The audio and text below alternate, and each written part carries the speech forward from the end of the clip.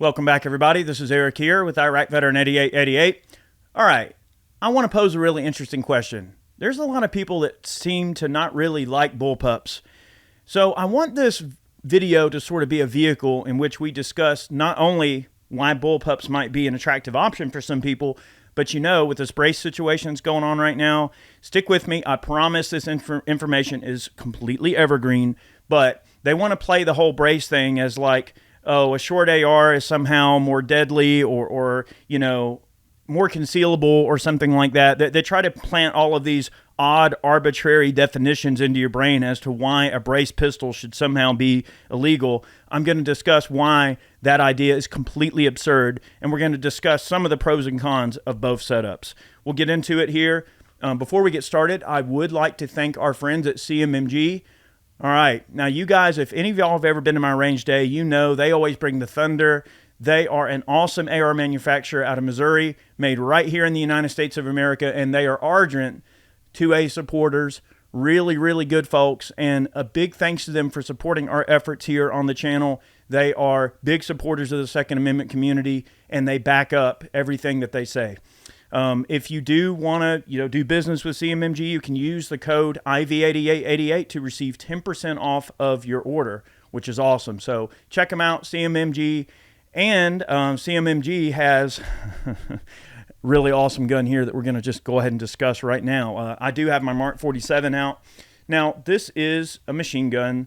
This particular one is an NFA version with the proper Yoltor stock on it and everything like that. This gun has a 10.5-inch barrel. All right, well, why did I break this one out instead of a brace pistol? Well, because the length right here is about the same. Okay, this is a great representative example to discuss exactly why this idea is so stupid to ban braced firearms. Okay, now other than this one having the special receiver and taking the 7.62x39 magazines and shooting 7.62x39, the length of this gun is almost exactly the same as a short-barreled, let's say 10.5 to 12.5 inch AR. This is going to be right in line with like a Daniel Defense Mark 18 or a POF 416 or 415, or insert any type of 11.5 or 12.5, 10.5 inch barrel AR. They're all going to be about this same length. All right, right here we have a Desert Tech MDR. All right, this is in 5.56. This is a bullpup. Okay, so what's the difference between a bullpup and a traditional AR platform or something like that? Well, a bullpup, okay, you have a full-length barrel. So the action being so rearward opposed like this allows a full-length barrel. So this is a full 16-inch barrel. All right, this is a 5.56. It feeds from Stanag magazines. Okay, you can see here that with a bullpup, the trigger is way up above. The grip and the trigger is in front of where the magazine typically goes, okay? And that allows the gun to be very compact. Well, wait a minute. They're wanting to go after braced pistols, right? And they're wanting to say that braced pistols are somehow more deadly because they're more concealable. Well, I'm here to show you something. Here's a bullpup. All right, we're going to compare the length here. All right, 16-inch barrel bullpup. And then we're going to compare it to the Mutant. And of course, we can see that, oddly enough, the Mutant is actually a little bit longer. Even though it's an NFA item, the length of the gun is actually longer than the bullpup. Now, the bullpup, you can just go in any gun store and buy, and it transfers as a rifle. And it is, for all intents and purposes, a rifle. We've done a video on this particular gun. It's pretty epic. All right, you can see we've got a full-size Leupold M6 on here. Really nice setup there. That's a 1.1. That's a 1.1 to 8 by 24 with the close quarters combat sighting system in there. So a very nice setup. This is a very capable rifle. Some of you may be wondering, well, what are the issues with bullpups versus an AR platform, or even let's just say a Kalashnikov platform with a brace that has, maybe a different operating mechanism than the AR, but the overall lengths of the guns are pretty similar. By the time you put a folding stock or let's just say a brace mechanism on an AK pistol, the length is about the same. So we can pretty much ignore the length issue. So right there, we've already gotten rid of the ambiguous idea that because a gun is somehow shorter, it's more deadly. If we're actually getting technical here, the bullpup is far more deadly because the 16-inch barrel produces more velocity. So you get full-length velocity that you would get out of a full-length barrel, but with the compact nature of a short AR. So why aren't bullpups as popular? I mean, gosh, there's so much going on here. Is there a reason why a bullpup would be maybe not as good of a choice? Well, there are a few drawbacks to bullpups, and I'm probably going to make some people angry, but look, these are just the realities of the situation. Most bullpups generally do not have very good triggers. So because it usually requires some form of linkage, right? The hammer mechanism still has to be behind the bolt in order to drop the hammer and hit the firing pin, right? So if you're going to move the action back and have the trigger way forward, you have to have linkage in order to transfer the motion of the trigger back to the rear of the action. Now, luckily with modern manufacturing, a lot of companies have done one heck of a job with the bullpup, namely Desert Tech. That's why I wanted to show them off here. And wow, what a rifle. Just like this Mark 47 is a fantastic bullet delivery device, which I completely would recommend to anyone that wants a 7.62 x 39 AK. These guns are inheritedly very different, and they serve very different roles and different purposes. However, as bullpups are concerned, the Desert Tech is a very fantastic rifle. They're accurate. They've got great triggers. I don't want this to turn into us just pumping Desert Tech because, believe me, Desert Tech makes a fine rifle, and this particular MDR you can actually convert to 308, 6.5 Creedmoor, 300 Blackout, 5.56. Right now, this one happens to be in 5.56. Anyway, I digress. Now, we've done a lot of videos on different bullpups over the years. We actually got one of the only Lithgow Atraxes that came into the country. They came over and allowed us to demonstrate that. So we had a Lithgow Atrax, which is an incredibly rare Australian service rifle, and it's pretty dang epic, I must admit. But those aren't available in the United States. Unfortunately, we weren't able to get those. The ATF wound up not approving the Atrax for import. Unfortunately, hopefully that'll change one day. But we've done videos, of course, on the Tavors, both versions of the Tavor, the earlier version and the X95. Great guns, you know. But again, what are some of the other drawbacks to bullpups? Accuracy.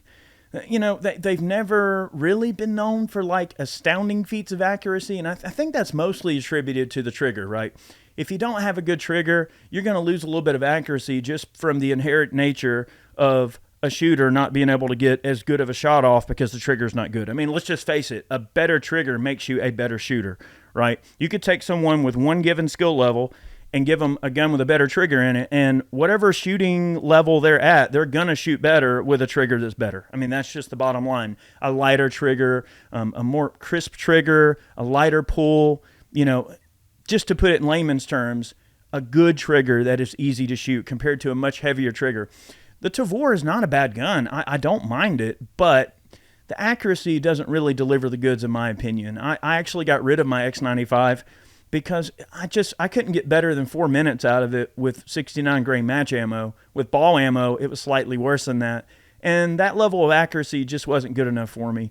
But when you consider what the Tavor was really meant to do, patrol work, close-in urban CQB type fighting and things like that, it would obviously excel at that role as long as your shots were, you know, under a few hundred yards. That level of accuracy is completely acceptable, and that tool is completely okay to use in that particular role.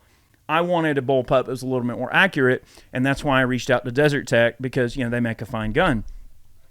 There's a lot of affordable bullpups out there that you can still get. Kel-Tec makes a very affordable bullpup that is quite good. And you know, they also had their RDB, which is a 308 bullpup that they made. So there's been a lot of technology changes in bullpups, and they've gotten a lot better. And there's a lot more companies doing bullpups. Kel-Tec also has their KS7, which is a bullpup style shotgun. Also their KSG, which is the dual mag version of the of that same type of a shotgun idea. Personally, I think the KS7 is a really cool shotgun because it's nice and slim. And again, you have a full 18-inch barrel on that gun, but because it's a bullpup, the action is nice and compact. So other than the performance issues, okay, some bullpups might not have a great trigger. Some bullpups may not really have as great of accuracy as you might expect. So those are a couple of downsides to a bullpup. I would say another downside, let's just say a con, if you will, to the bullpups is that they do require a considerably different manual of arms to operate. Let's face it, the AR is America's rifle, right? And this KS-47, this gun is literally a meme in of itself. This gun has been all over the freaking place. We've done a meltdown video on this particular gun. Look, the Mutant is an awesome delivery of firepower, right? It spits lead out of this particular gun. But the AR is nice because it's super familiar. Everyone is really familiar with how to use an AR. You've got 20 years of GWAT veterans that have been running this thing since they were 16 years old. You know what I mean? And it's just a much more simple gun to use. I'm not saying that it's a bad thing with the bullpups, but again, there's no continuity in the design either. Okay. With bullpups, it's like if I bought a Desert Tech, well, then I'm going to have to know exactly how the Desert Tech works. You know, you got the ambidextrous charging handle and ambidextrous safety, a forward magazine release, right, as well as a rear magazine release and bolt release. I mean, there's all these little intricacies that you need to know about how to operate every single bullpup, okay? And every one is slightly different, whereby the AR gets a few points in that, you know, okay, with the Mark 47, you do have the paddle magazine release that you have to push forward, but that's kind of an outlier, right? Most people are going to be able to hop right on this gun and know exactly what they're doing, and with a little bit of instruction, they're going to go, oh, this is a paddle mag release. But generally, most ARs are all pretty much the same. So unless it's got some fancy aftermarket parts or some aftermarket gas system or something special like that, most people can pick up an AR and be intimately familiar with how to use it, whether it's a 9mm or a 5.56 or what have you. I will say this, one thing about the Tavor that I do like a lot is the 9mm conversion for the Tavor. Now, if you've ever had the ability to shoot an X95 with the 9mm conversion kit, that is next level. It's awesome. It is a fantastic bullpup and 9mm. All right, so what are some other things about a bullpup that might be, let's just say, maybe better than an AR in some ways? Well, one would be that if you do decide to SBR or shorten the barrel on a bullpup, you can get a bullpup ridiculously short, even more than a short barrel AR variant. So you can actually get, I believe, as short as, I think we have a 12.5-inch barrel for this particular gun that is on the other MDR that is set up in a really short configuration with a special short forend and everything. Now, sure, if you're looking for the utmost in concealability and compact nature, of course, a bullpup with a short barrel is kind of the best of both worlds. But I kind of feel like in terms of all this NFA crap and all of this ambiguity that gets thrown around when it comes to AR versus bullpup, you know, they try to make it out like, oh, well, a braced AR is more deadly, or an SBR version or a shorter version of an AR is more deadly. And that's simply just not true. The longer barrel on the bullpup gives you much better velocity, better performance. And if you want to talk about deadliness, it's technically deadlier. Okay.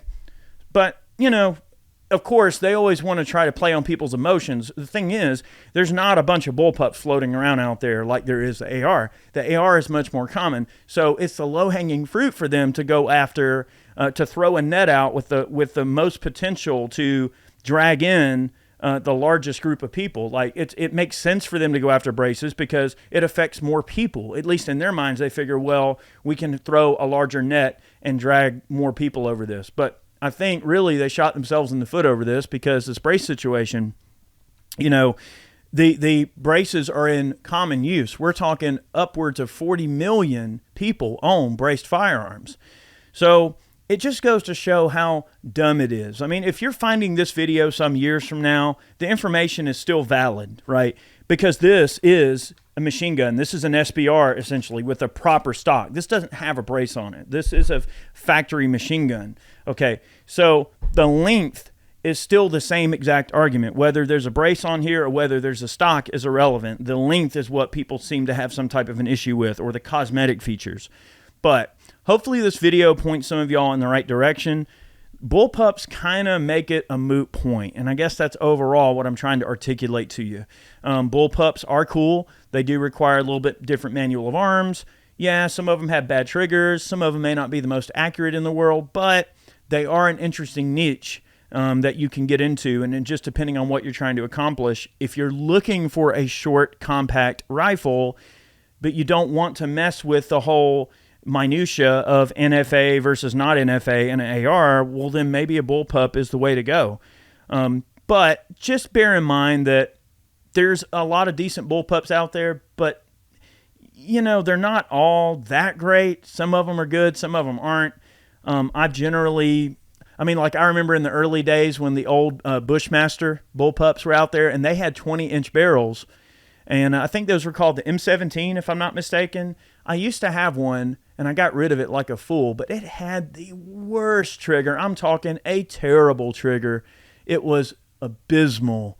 The accuracy was terrible, mainly just because of the trigger. But if someone could do a decent trigger job on those things, probably bring the accuracy up a good bit on those. But I digress. I'm kind of rambling. But the point is, bullpups are cool. I do like the Desert Techs.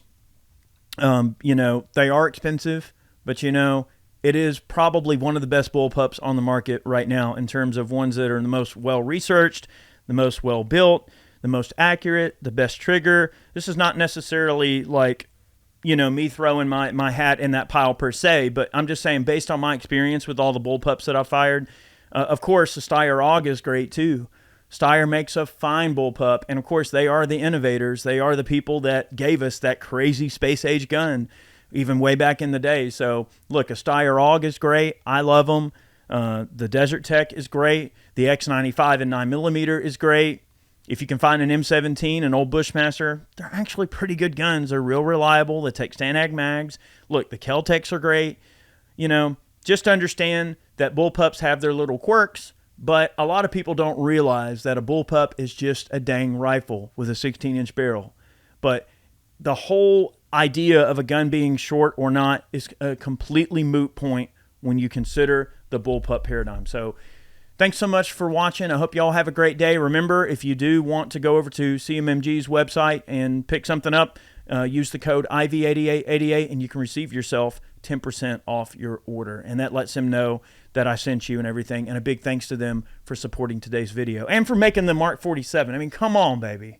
Can't go wrong with that. Slinging some 7.62 by 39. Have yourselves a great day. Many more videos on the way. We'll see you soon.